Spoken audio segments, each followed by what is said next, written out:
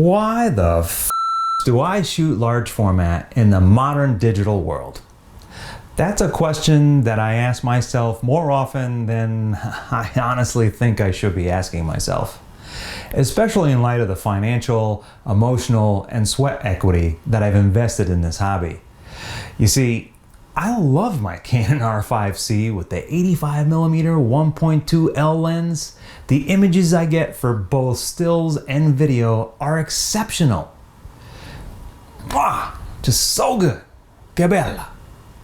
Why bother with these bulky, slow, restrictive cameras? Is it really worth all that extra effort just to make an image? Boy, for me, there's a lot to unpack with that question. It's complicated because I have what I like to call a love-frustration relationship with my large format camera. The love I have for some of the aspects of shooting this format are the very sources of my frustration I have for shooting this format. There's the process, the tactile nature of it, the mechanical simplicity, the nostalgia of it, and of course the image quality for making ridiculously huge prints. So I invite you to take a deep philosophical dive with me into the aspects contributing to my love-frustration relationship with my large format camera. The process of shooting film, particularly large format, is indeed a process. Depending upon what film type you like, you might find that your favorite film stocks are no longer being made or rarely available in the size that you want. Case in point, Fujifilm's Velvia 50 and Provia 100. Why Velvia 50? Why? There are plenty of us large format shooters out there that love this film. Even if it costs $430 for 28x10 sheets, that's about $22 every time you click the shutter, in case you were wondering. The good news is that it's made me highly selective on what I shoot. I need to make those 29 sheets of Velvia 50 and 24 sheets of Provia I have left count. But hey, we still have Kodak color negative and slide films available. Although I was initially very hesitant to use them for my large format landscape and studio work, I actually now prefer Kodak Portrait for studio portraits and E100 as a replacement for when my Fujifilm is depleted. They are honestly really great film stocks. They take a bit more work for me to get them to achieve my vision, but I can still get there. That's the important part. Once you have the film, then it's a matter of running through the remainder of the process. Find great subject matter, compose your image, get your lighting figured out, meter properly, and take your shot. That's it, right? Well, not really. Loading your film into the film holders and minimizing dust is an important part of the process. Even meticulously vacuuming out your film holders and keeping them in sleeves still doesn't completely eliminate dust mongers from landing on your film. I'll spend at least an hour on an image cleaning up particulates that just don't need to be there. And that's with a wet-mounted drum scan that helps decrease their visibility.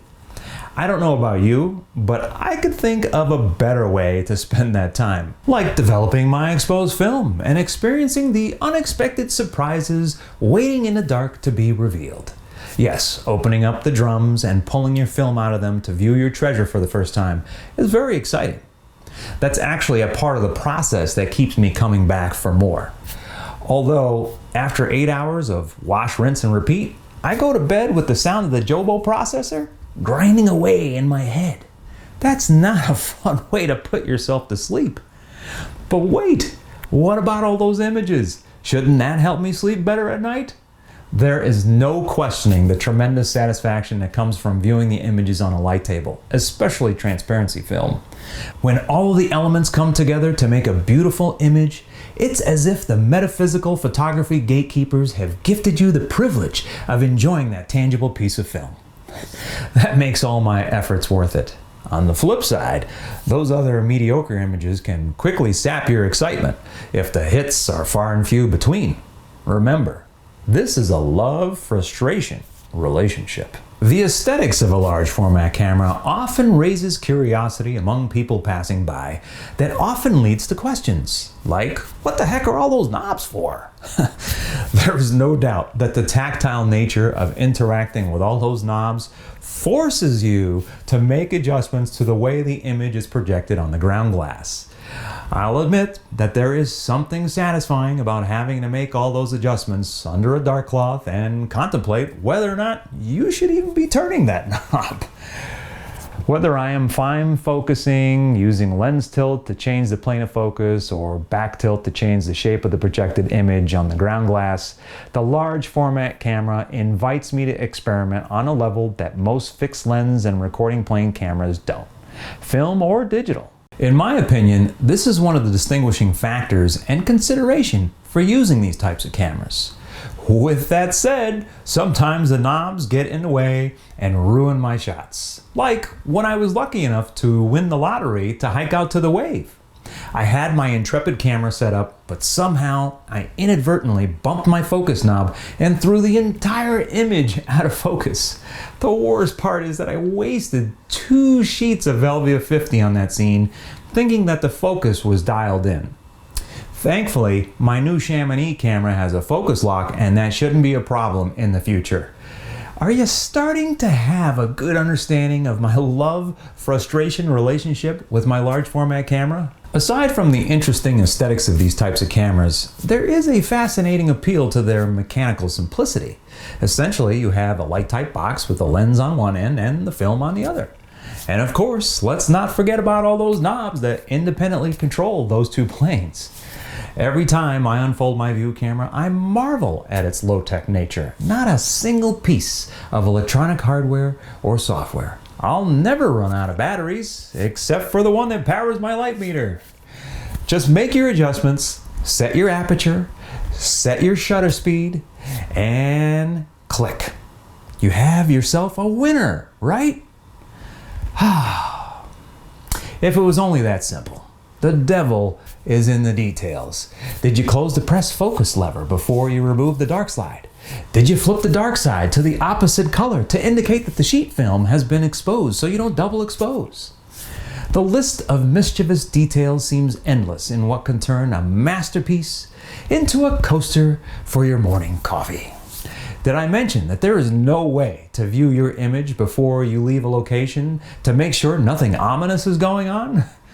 There is nothing more gut-wrenching in large format photography than to go out on location, feel satisfied that you've taken some great images, and later found out that you've been bamboozled either by your own mistakes or some weird anomaly. Wicked witchcraft, I say. At this point, you might be saying, come on, Tony, the answer is clear. Just shoot your digital camera and spare yourself from the frustrations. Well, that is indeed true, but it still leaves me with the love I have for large format photography. You see, growing up, 35mm film was all I knew. If you wanted to freeze a moment in time in perpetuity, silver halide crystals were the way to go. Graininess was all the rage, unless you splurged and went to a professional photographer using a medium or large format camera with the sharpest lenses that money could buy. But most of us didn't do that regularly. So for someone like me who never shot a large format camera, or even a medium format camera for that matter, to be able to shoot film and not have it be obtrusively grainy is a very satisfying accomplishment. In fact, I often marvel at how prints from 120 in sheet film have no visible grain. Sometimes it's to the point where I ask myself, did I take that on my digital camera or is that a film shot? If I can't tell the difference, goodbye manual focus, hello eye detection focus. f2.8 all day long. But the love and nostalgia pulls me back in and motivates me to capture snapshots and portraits of my kids on film. My hope is that someday they might appreciate just how special it is to hold a piece of film in your hands.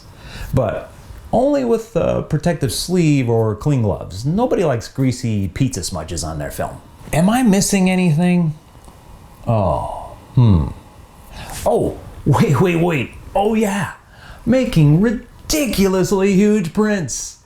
I almost forgot about the most important part of my workflow, the print. No matter if the image is from a digital or film camera, for me, the pinnacle of photography is making a tangible print that you can hang on your wall and be proud of. But I'm not interested in just a 24 by 36 inch print.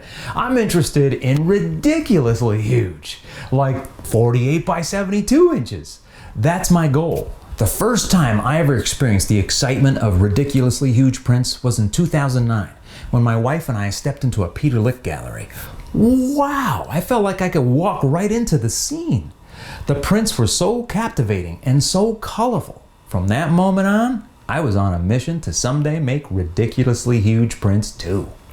I was immutably inspired to make images that could make me stop and look every time I walk by. Coincidentally, this was around the same time I started shooting large format and realized the exceptional resolution that this format brings to photography. Years later, I walked into a Rodney Lough gallery and saw the power of the 8x10 format. It was indelibly amazing to see the amount of detail in his images, even with an unrealistic viewing distance, like with your nose within 12 inches of the print.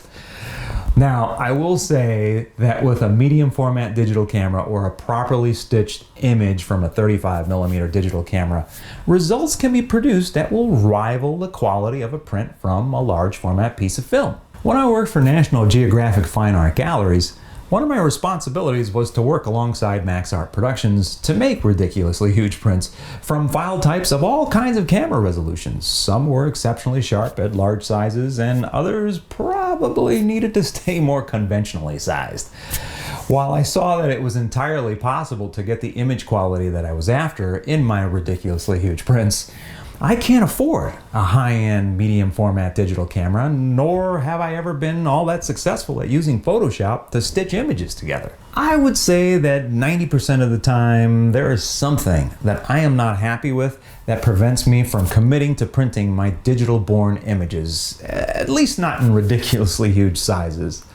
I've actually made this mistake before with one of my digitally stitched images, and now I can't not see the area of poor quality in that 24 by 72 inch couch print. I am forced to look at that every day when I walk by that print.